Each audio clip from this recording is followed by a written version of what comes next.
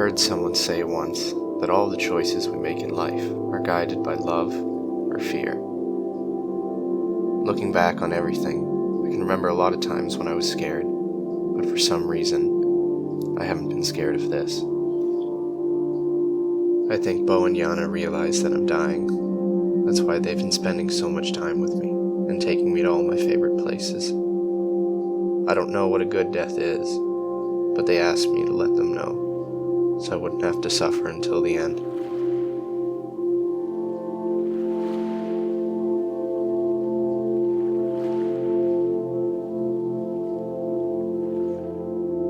I'll never forget the first time I met Yana and Bo. The city was so big and loud. I hid in the smallest, darkest places I could find around their apartment. They were really nice to me though. Bo built me pillow forts on the couch so I could sit next to them and still feel safe. And Yana smothered me with the kind of attention that I'd never experienced before.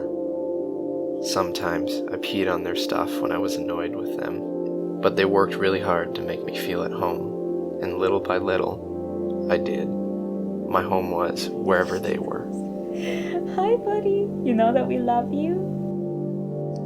Loud noises and new people stopped scaring me, and over time, I became brave.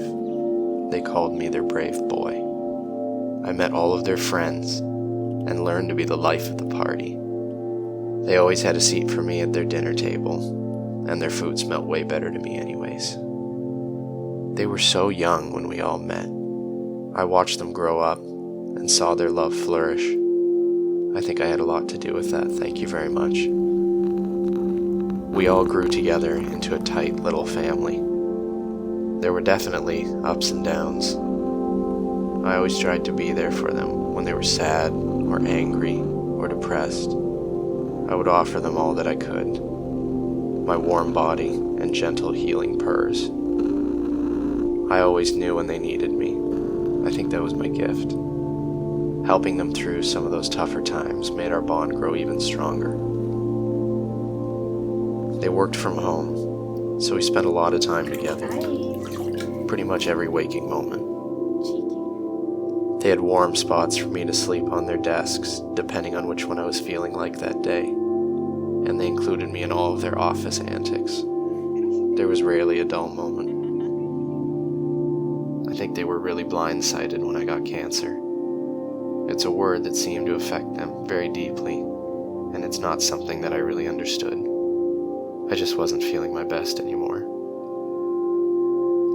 Yana first noticed a lump on my back, and then another, and another. The doctor was going to remove them, but an x-ray showed more from the inside out. I remember they cried a lot during those few weeks. It all happened so fast, faster than anyone expected. I think they felt helpless because they knew they couldn't help me. They called every vet asking for second opinions and tried to understand how this could have happened. They bought every natural supplement to slow tumor growth and 10 types of cat food to keep me eating, even Fancy Feast, the McDonald's of cat food. But by that point, my stomach was bothering me and I couldn't really eat much. So, they brought me here, to my favorite place, for one last trip. Those last few days were filled with many walks in the woods and on the beach.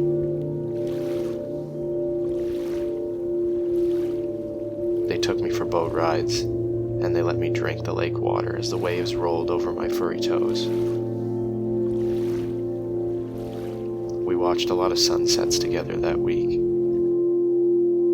Those days were more than I could have ever asked for. I felt so much of their love, but under that, also a deep sadness. Fear of death is just a lack of awareness. I wish they knew that. I know it hurt them a lot to see me like this, and that's definitely not what I wanted. I wish I could tell them how much I love them, and how much their love has meant to me. I always tried to be a good boy for them. That's you. How handsome you are. I've taught my humans all that I can. I can't imagine what my life would have been like without them. And I hope that they know that I will always be there for them in this life and the next.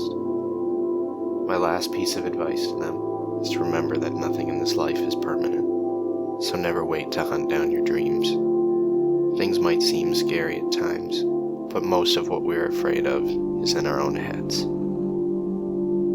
In the next chapter of their lives, I hope that they can be as brave as they taught me to be. Let love, not fear, guide you. Love, Ace. How does it feel to be loved?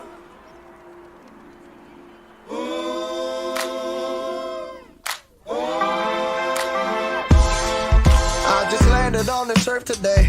Heard some people acting crazy over something strange. Brothers be paying for diamonds that they can't afford, just to keep up the appearance for a Polaroid. All I see is something crazy I don't understand. Ladies making babies just to keep a man. Fellas chasing Stellas when they got a Pam. They go from Stephanie to Bethany, from definitely to never be. So how does it feel to be loved? Oh, how does it feel? That's what they say. Ooh, must be insane. Oh yeah. How does it feel to be loved? Somebody has gotta tell me, yeah.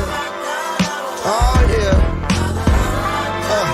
Oh yeah. It goes timeline, swipe right, deep like 5 times. Don't know what it sounds like, but someone told me it's a little Marvin with some candlelight. A little ocean on the weekend with a can of Sprite. I mean a loving wife. Ooh, love is such a mystery. I'm so perplexed by all the things my eyes have let me see. People think that love is things like physicality, when in reality it's meant to hold you down like gravity. How does it feel to be loved? How does it feel to be loved? That's what they say. Oh my, must be insane. Oh yeah, how does it feel to be loved? How does it feel? How does it feel? Yeah. Hey. Oh, because you see now, how am I supposed to find love if I don't understand love? How am I supposed to be loved? Ooh. And if I have to buy love, then I don't really want love. If this is what it means, the fighting and the screams, you want dependency, I need sincerity. Oh, hey. I gotta know, I ain't too sure. Somebody tell me, how does it feel to be loved? Yeah. Oh yeah, yeah. I just wanna know, yeah. I just gotta know, yeah. How does it feel? How does it feel to be loved? Oh my, hey, oh my, yeah.